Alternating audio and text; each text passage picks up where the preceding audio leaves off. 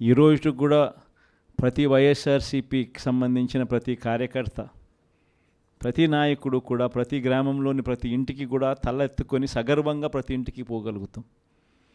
మా ఎన్నికల మేనిఫెస్టోలో మేము ఇవన్నీ చెప్పాము. చెప్పిన ప్రతిదాన్ని కూడా ఒక బైబిల్గా, ఒక ఖురాన్గా, ఒక భగవద్గీతగా భావిస్తూ ఏకంగా 99% హామీలు అమలు చేసి మేము మన్ననలు పొందగలిగాము.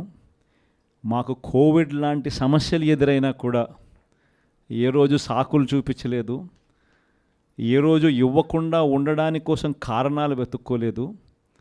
మా నాయకుడైనా, మా పార్టీ అయినా, మేమైనా విలువలతో రాజకీయాలు చేశాం, విశ్వసనీయతతో రాజకీయాలు చేశాము అని ప్రతి ఇంటికి వెళ్ళి సగర్వంగా తలెత్తుకొని చెప్పగలిగే మనం చేసిన మంచి ప్రతి ఇంట్లో కూడా ఇవాళటికి కూడా బ్రతికే ఉంది.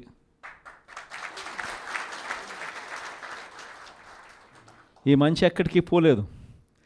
కానీ వాళ్ళు చేసిన మోసం, ప్రతి ఇంటికి వెళ్ళి ఓట్లు అడిగేటప్పుడు అక్కడ చిన్నపిల్లలు కనపడితే నీకు 15,000, నీకు 15,000, నీకు 15,000, నీకు 15,000, సంతోషమా?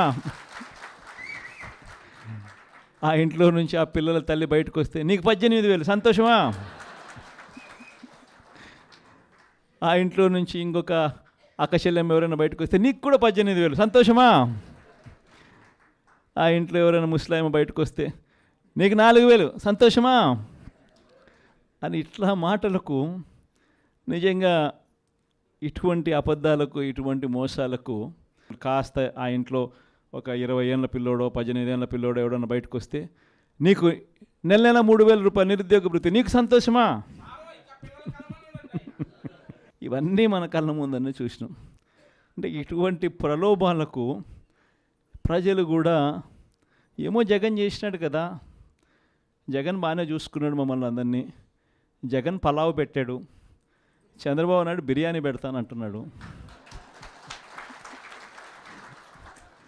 జగన్ కన్నా చంద్రబాబు నాయుడు వయసులో పెద్దోడు కదా, మరి జగన్ పలావ్ పెట్టినాడు అని అంటే చంద్రబాబు బిర్యానీ పెడతాడేమో అని ప్రజలందరూ కూడా కాస్త కూస్తో మోసపోయి చంద్రబాబు నాయుడు వైపున చెయ్యిపోయింది. కేవలం 2.5 నెలల్లోనే ఒక ప్రభుత్వం మీద ఇంత వ్యతిరేకత రాగలుగుతుందా అన్న ప్రశ్నకు ఏదైనా ఎగ్జాంపుల్ ఏదైనా ఉంటుంది అని అంటే అది చంద్రబాబు నాయుడు గారి ప్రభుత్వమే అని చెప్పి కూడా చెప్పచ్చు.